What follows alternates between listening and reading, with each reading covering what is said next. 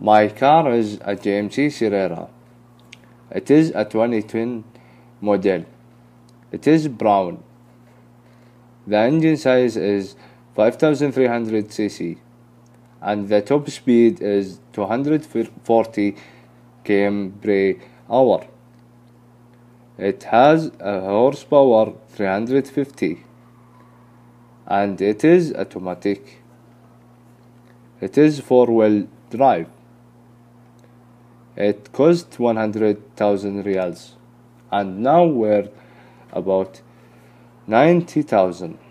I bought my car used 2 years ago. It has GPS, a camera, airbag and leather interior. It is 2-door. The petrol tank holds 100 liters of petrol. It costs 45 riyals to full tank.